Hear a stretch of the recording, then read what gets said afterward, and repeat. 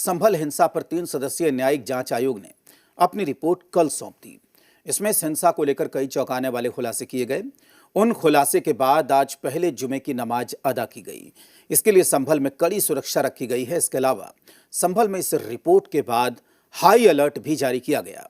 इस रिपोर्ट में बताया गया है कि कैसे हिंसा के टारगेट पर हिंदू थे और कैसे 79 सालों में संभल की डेमोग्राफी बदलने की साजिश हुई।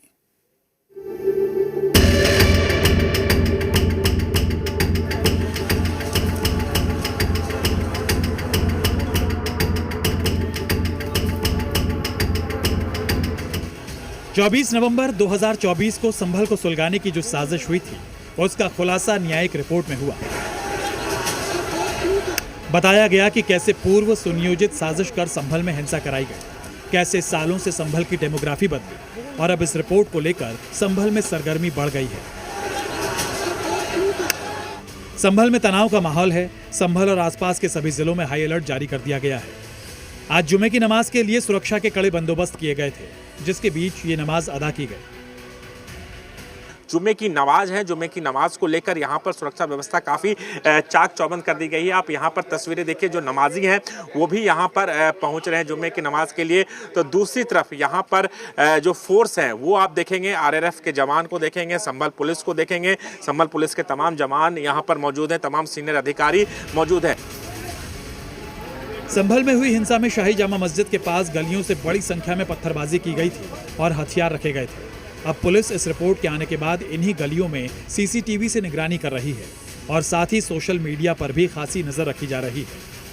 तमाम उन गलियों को भी हम दिखाना चाहेंगे। ये गलियां सीधे शाही जामा मस्जिद की ओर जाते हैं। यहाँ पर भी आप देखिए बैरिकेड लगा गया है, आरआरएफ के जवान यहाँ पर तैनात है।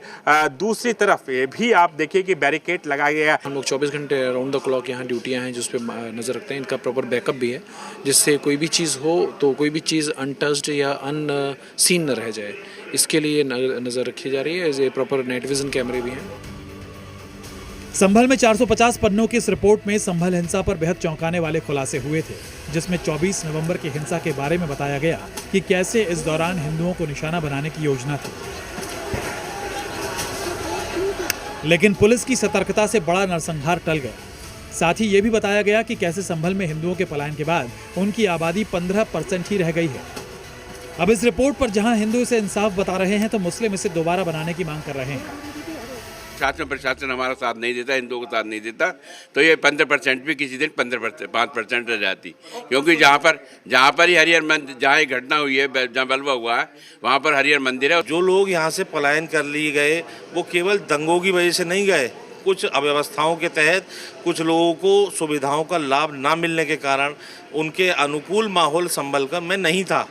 अगर कोई रिपोर्ट गलत है तो उस रिपोर्ट को दोबारा बनाया जाए, उसको सही तथ्य को उजागर किया जाए। मैंने जो मुसलमान भाई जो है हमारे सब 85% जो है 15% हिंदुओं से खरीदारी करते हैं। उसमें चाहे कपड़ा हो, जूता हो, डॉक्टर हो, मास्टर हो, इंजीनियर हो, प्रोफेसर कोई भी हो।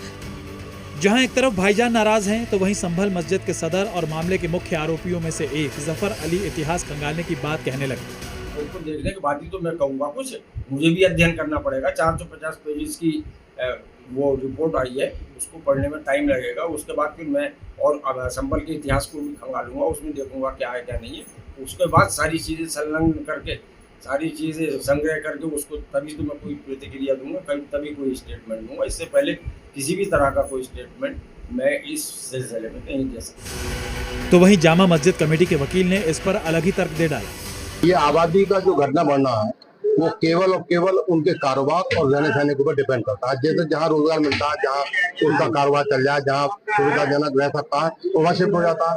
तो ये तो कोई बात नहीं हुई कि 45% या 15% नहीं। बहुत से इलाकों में मुसलमान जो है कम हो गए, तो इट नेवर मींस के जो है वो किसी कारण से कम हुए। केवल और केवल जो है वो कारोबार और रहने सहने। संभल पर आई ये रिपोर्ट भले ही भाईजान के गले नहीं उतर रही, लेकिन उसने संभल में सालों से चले आ रहे नफरती खेल की पूरी सच्चाई सामने रख दी है। अब बारी इस पर एक्शन की है। राजू राज, संभल, जी।